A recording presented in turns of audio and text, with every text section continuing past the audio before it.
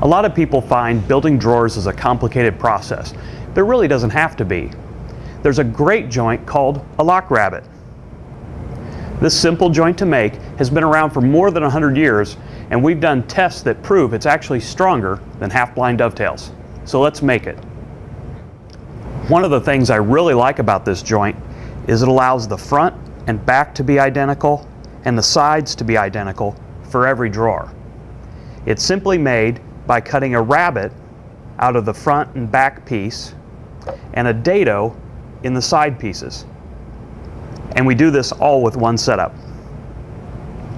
I'm going to show you how to make this simple joint using a 1/4-inch dado blade in a table saw. It can just as easily be done using a 1/4-inch bit in your router table. The first thing we're going to do is set up to cut the dado in the end of each side part. To set our fence and blade in their proper orientation, I'm going to use a scrap of our same thickness material and draw the fence up until the surface of the board and the edge of the blade are flush. Then I'll lock the fence down.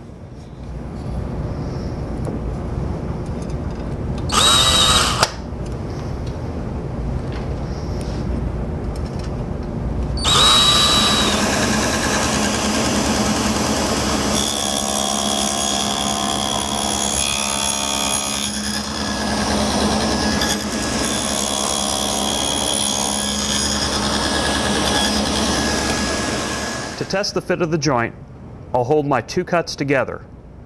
As you can tell, this isn't quite working. The dado needs to be a little wider. To do that, I'll add a shim. Oh, that's better. Now that we have the width of cut set, now let's adjust our height.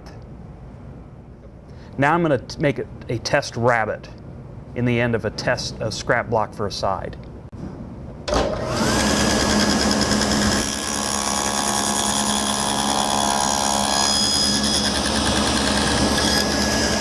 Now test your fit. As you can see, we now need to raise our blade just a touch to form the proper sized rabbet. And that's what we're after.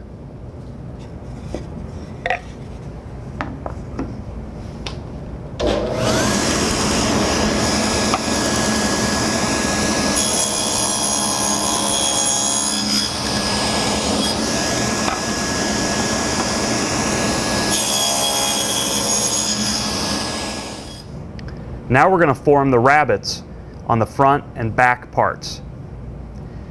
We keep our blades set up the same and we add a 1/4-inch thick spacer.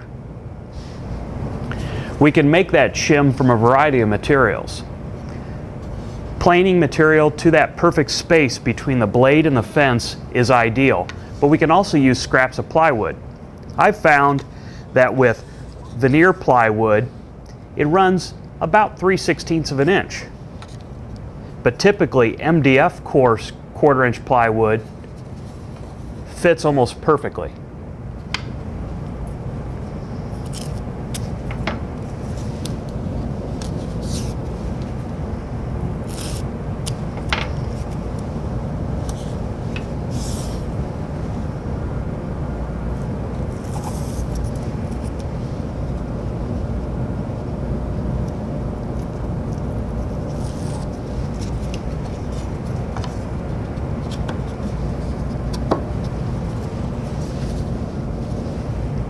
With the shim in place, we need to move our miter gauge extension.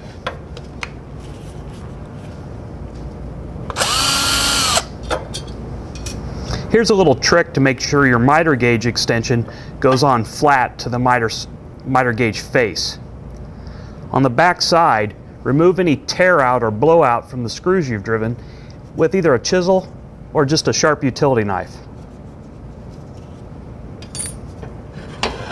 With the miter gauge in its slot and the debris removed, the miter gauge extension will sit flat.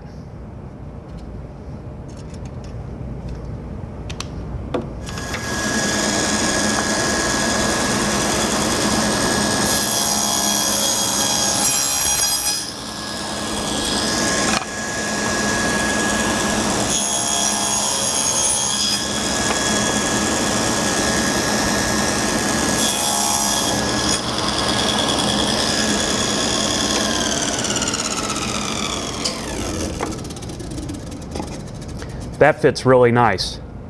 If maybe there was some debris underneath the board when we cut it, the rabbet may not be deep enough. I can simply take a piece of adhesive back sandpaper on a board and sand that rabbet just a little deeper until it fits like a glove. With all of our setup still the same, we can now cut the grooves to receive the bottoms. We'll cut a 1/4 inch groove 1/4 inch from the bottom. To do that, simply remove your spacer, remove the miter gauge,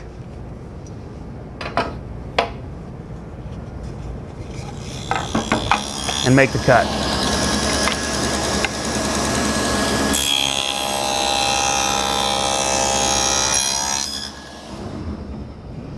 On the drawer sides, the groove goes on the same face where you cut your dados. But on the drawer fronts and backs, you'll actually be cutting on the opposite face from where you cut the rabbet before.